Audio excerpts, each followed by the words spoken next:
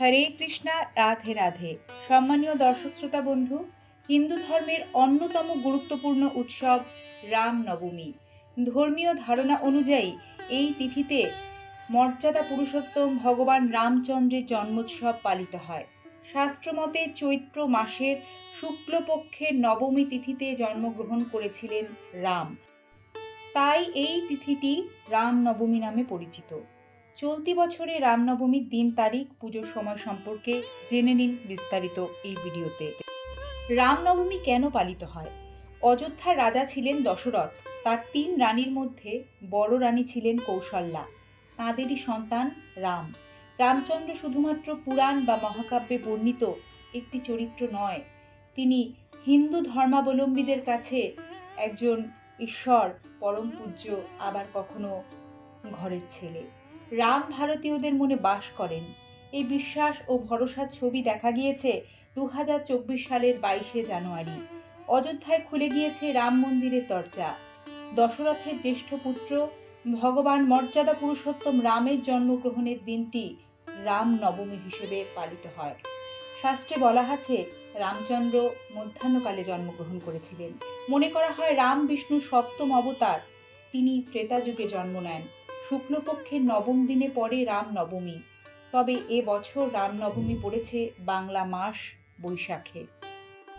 Hindu calendar এবং বিশুদ্ধ পঞ্জিকা অনুসারে এ বছর রামনবমী তিথি শুরু হবে 16ই এপ্রিল, অর্থাৎ পয়লা বৈশাখের ঠিক পরে। দিনটি মঙ্গলবার। পঞ্জিকা অনুসারে দুপুর 1টা 23 মিনিট থেকে শুরু হবে। রামনবমী তিথি চলবে পরের দিন পর্যন্ত। 17ই এপ্রিল বুধবার দুপুর 3টা 14 মিনিট পর্যন্ত তিথি স্থায়ী হবে। যে কোনো ব্রতই পালন করা হয় হিন্দু সনাতন ধর্মে উদয় তিথি মেনে। সেই কারণে 17ই এপ্রিল পালিত হবে রামনবমী। আগামী 17ই এপ্রিল মহা ধুমধাম করে ইস্কন শিলিগুড়িতেও রামনবমী পালন হবে। তার কারণ ভগবান রামচন্দ্রের মন্দির এখানে 2004 সাল থেকে আছে আমাদের ইস্কন প্রাঙ্গণে। নিত্যদিনেই ভগবান রামচন্দ্র, লক্ষ্মণ, সীতা মা এবং হনুমানজির পুজো হয়। সেদিন যেহেতু ওনার আবির্ভাব দিবস, সেদিন আরও মহা ধুমধাম করে। আর একটা বাড়তি উৎসাহ এবং উদ্দীপনা, সেটা হচ্ছে রামলালার প্রাণ প্রতিষ্ঠা হয়েছে এবার 22শে জানুয়ারি, সেটা অযোধ্যাতে হয়েছে। সেই জন্য একটা বাড়তি উৎসাহ ভক্তদের মনে দেখা দিচ্ছে। আর রামলালার প্রাণ প্রতিষ্ঠার দিনেও আমরা বিশাল আকারে এখানে উৎসব করতে পেরেছি। প্রচুর ভক্তদের সমাগম হয়েছে। এবারও আশা রাখছি এখানেও সারাদিন ব্যাপী ভক্তরা আসবেন, পুজো দিবেন এবং রামের দর্শন করতে আসবেন। চৈত্র মাসের শুক্লপক্ষের ব্রহ্ম মুহূর্তে উঠে রাম ও সীতাকে প্রণাম করে দিন শুরু করার বিধান দেন সনাতনী শাস্ত্রজ্ঞ পণ্ডিতেরা।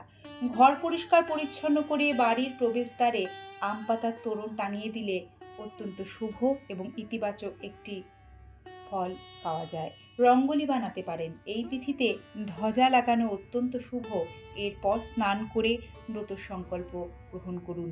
এই তিথিতে হলুদ রঙের নতুন পোশাক পরে পুজো করা অত্যন্ত শুভ ফলদায়ী। এরপর সূর্যকে জলের অর্ঘ্য প্রদান করুন।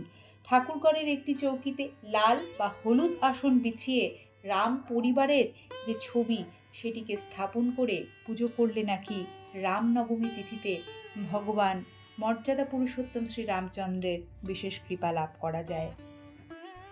এরপর কোনো শাস্ত্রজ্ঞ ব্রাহ্মণ পণ্ডিতের উপস্থিতিতে আহ্বান মন্ত্র উচ্চারণ করে রামচন্দ্রের ধ্যান করুন। পঞ্চপাচার নিয়মে রাম, লক্ষ্মণ, সীতা ও বজরংবলীর পুজো করার নির্দেশ আছে। এই সময় রামচালিসা বা রামস্তোত্র পাঠ করতে একদমই ভুলবেন না। অবশেষে আরতি করে রামচন্দ্রের কাছে সুখ, সমৃদ্ধি, আত্মশুদ্ধির প্রার্থনা করুন।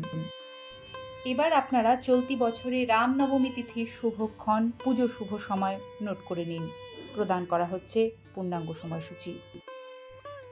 মর্তে রাবণের অত্যাচার বৃদ্ধি পায়। তার অত্যাচার থেকে মুক্তি পেতে সকল দেবদেবী বিষ্ণুর কাছে গিয়ে মুক্তির উপায় জিজ্ঞেস করেন। সকলের সমস্যা ও দুর্ভোগ দূর করার জন্য রাজা দশরথের বাড়িতে জন্মগ্রহণ করেন বিষ্ণুর সপ্তম অবতার মর্যাদা পুরুষোত্তম রাম। অবশেষে তিনি রাবণকে পরাজিত করেন, অধর্মের ওপর ধর্মের জয় নিশ্চিত করেন।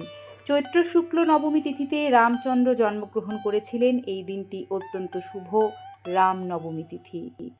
আসুন আমরা সকল সনাতন ধর্মাবলম্বী মানুষেরা মুক্ত কণ্ঠে নিষ্ঠা ভরে একবার বলি, ওম রামায় রামচন্দ্রায় রামভদ্রায় বেধসে রঘুনাথায় नाथाय सीताय पतये नमः। प्रेम से बोलो जय श्री राम, जय सीता मैया, राम दरबार की जय, जय बजरंगबली। সকলে ভালো থাকবেন।